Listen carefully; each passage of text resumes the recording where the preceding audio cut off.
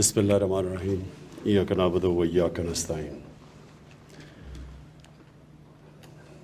میں سب سے پہلے تو ہمارے یہاں کسان اور کسانوں کے ریپریزنٹیٹیوز بیٹھے ہوئے ہیں، تو میں اپنا پہلے فلسفہ بیان کر دوں کہ کیوں میری نظر میں اس گورنمنٹ کو کسانوں کو ان کی مدد کرنا، ان کو اٹھانا، ان کی مشکلات حل کرنا یہ کیوں ضروری ہے۔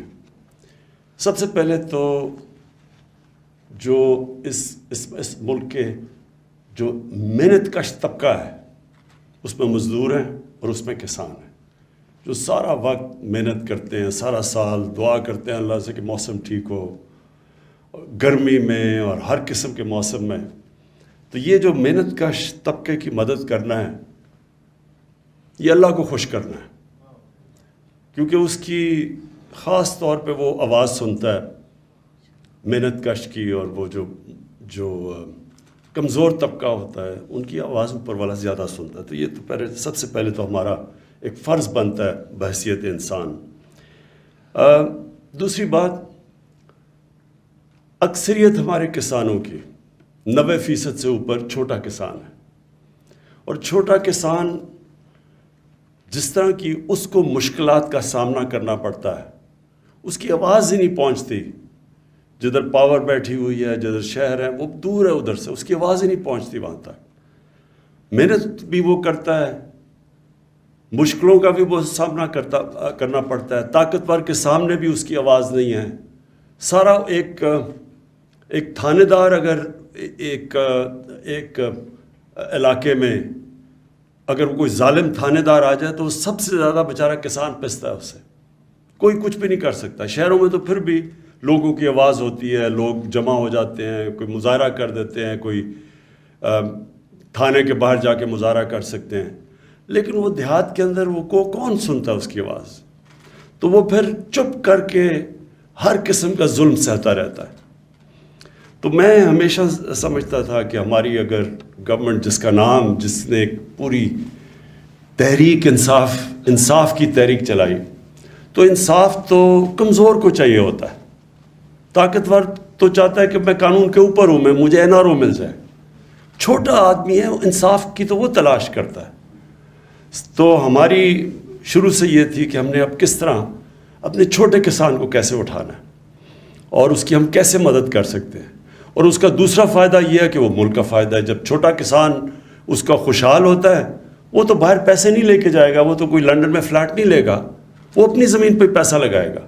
تو جتنا آپ اپنے کسان کو خوشحال کرتے جاتے ہیں، ملک کی خوشحالی بڑھتی جاتی ہے۔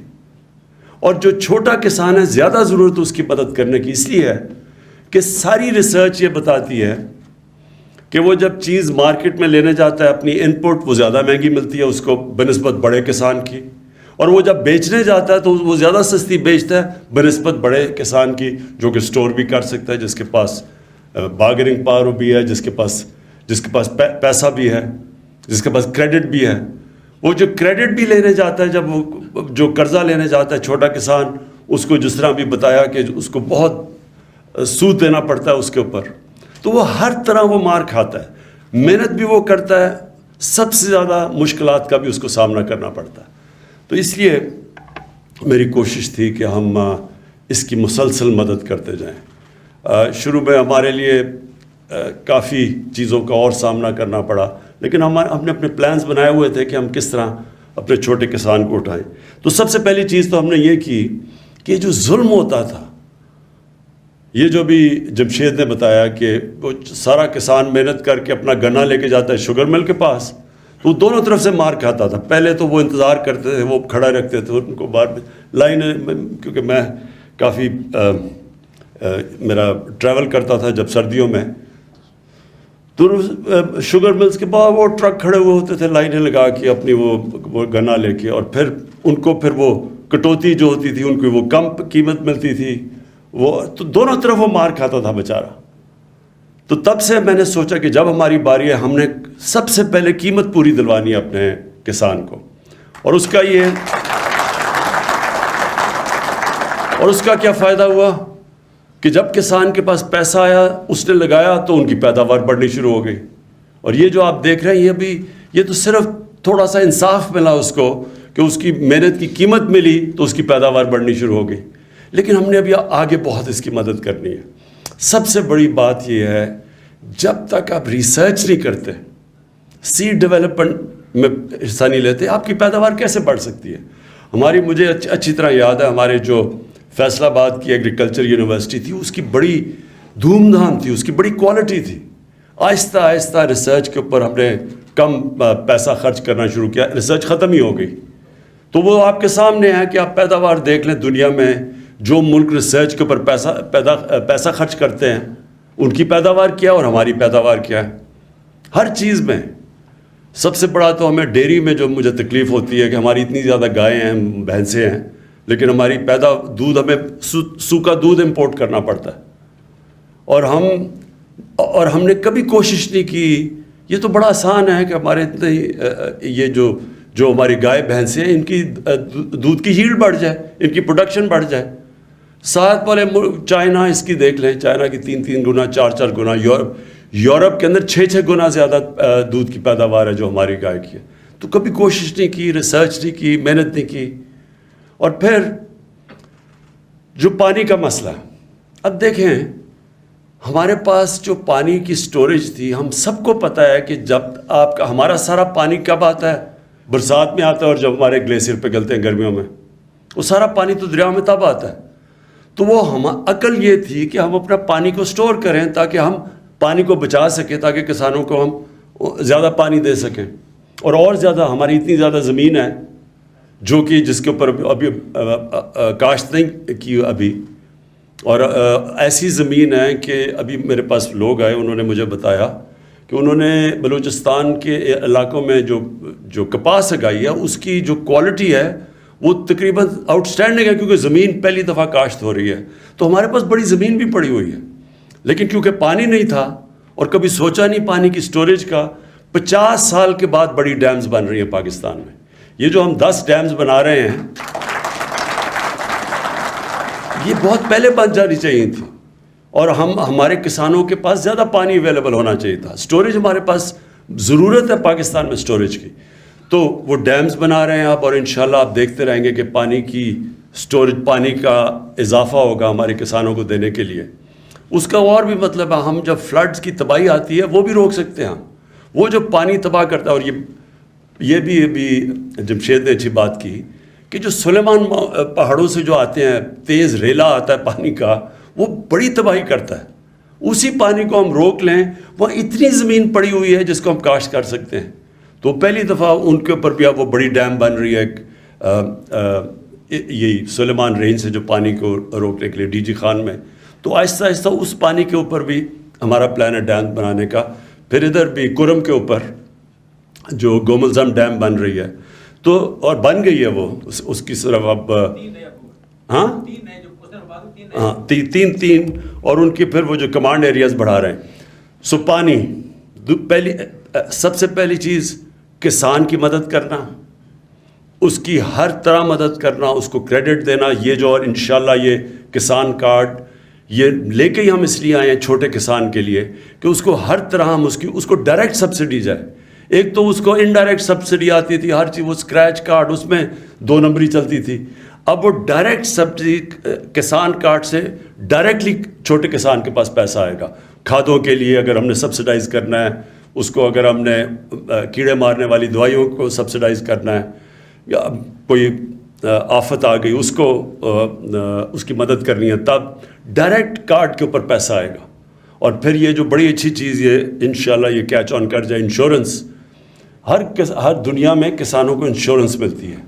اس سے جو دوسرا فائدہ یہ ہے کہ پھر بینکس پیسے دے دیتے ہیں. جب بینکوں کو پتہ چلے گا کہ کسان کی اتنی اس کی انشور ہو جائے گی اس کی فصل, تو ان کو پتہ ہوگا کہ اگر نہیں ہوگی تو چلے انشورنس کمپنی پیسے دے گی, تو اس کے پاس پیسے کریڈٹ دے گی, وہ جو بینک سے اب نہیں دیتے, خاص طور پہ چھوٹے کسانوں کو. تو یہ انشورنس, اور یہ ہم صحت کارڈ میں جو لے کے آئے ہیں پہلی دفعہ پاکستان کی تاریخ میں, ہیلتھ انشورنس, کہ ہر خاندان کے پاس 10 لاکھ روپے ہے, ہر پنجاب میں اور پختونخوا میں اور انشاءاللہ گلگت بلتستان میں اور آزاد کشمیر میں جدھر ہماری گورنمنٹس ہیں وہاں ہر خاندان کے پاس ایک کارڈ آئے گا، ہیلتھ کارڈ، 10 لاکھ روپے تک کسی ہسپتال میں وہ جا کے اپنا علاج کروا سکتے ہیں. اور یہ بھی میں سمجھتا ہوں کہ چھوٹے کسان کے لیے بہت بڑی چیز ہے. میں نے بڑی بڑی کہانیاں سنی ہیں. ایک چھوٹا کسان ہوتا ہے، ایک گھر میں بیماری آتی ہے، وہ سارا خاندانی مقروض ہو جاتا ہے. ایک بیماری ایک خاندان کو مقروض کر دیتی ہے. تو یہ انشاءاللہ یہ بھی ہمارے جو چھوٹا کسان ہے اس کو مدد کرے گی. اس کے بعد ہماری جو کوشش ہے کہ ہم اب اپنی پیداوار بڑھائیں، ایریاز بڑھائیں. دیکھیں یہ جو بھی بتایا کہ ہمارا امپورٹ کا بل 53% زیادہ بڑھا ایک سال میں.